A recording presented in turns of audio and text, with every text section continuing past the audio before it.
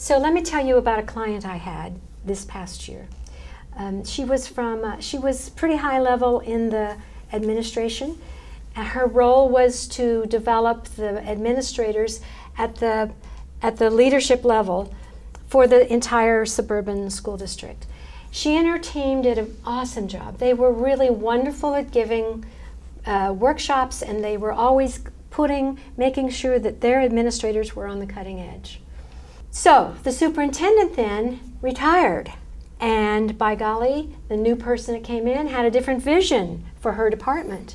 And he also had somebody from his side who he wanted to bring in. So she no longer had her role, and he said, oh, by the way, he's got his team, so I'm going to let your team, you and your team, you're going to work with the support staff. They felt like they were demoted. They thought, oh my gosh, I don't know if we want to do this. And there was this black cloud over herself and her department for, a month or 6 weeks. And then she said, I'm making myself a victim, and I don't want to feel like a victim. So we started working on her personal brilliance, helping her remind herself, what is it that you do? What is your strength? Right. What is the work that really resonates with you? She says, I love developing people, and I do a damn good job of it, and my team is just wonderful.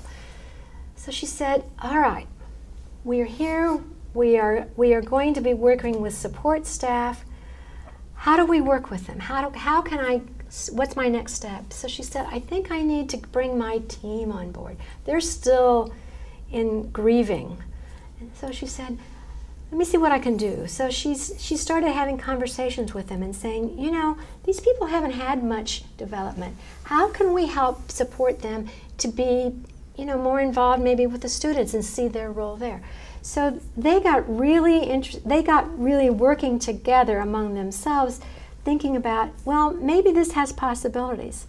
So they began to think about their worth and what they were working on. It's the collaboration.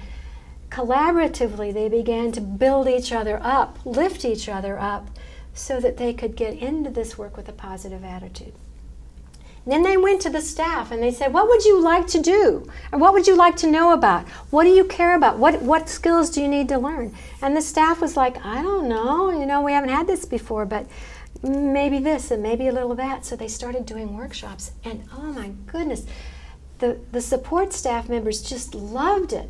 They first liked the content. They felt like they felt empowered. They felt respected, and they were so appreciative that the teams, the workshop teams just loved it. And then so finally, the workshop teams started seeing, as they visited them in their schools, they saw how closely they worked with the students. And that was even before they got into the classroom.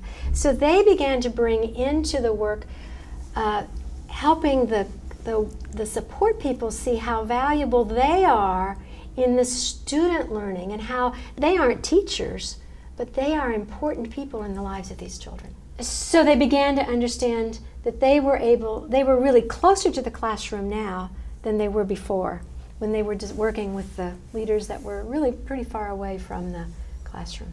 So it was a really good story, and that happened over just 4 or 5 months. But it was a cultural transformation for her department. How do we ensure that every person listening to us, that we become a culture that is student-centered, not necessarily teacher-directed? And I think that just that slight shift will really help you understand releasing leadership brilliance is a process, not a one-time event. And when you embrace it, you really understand how we can break barriers together. That's right.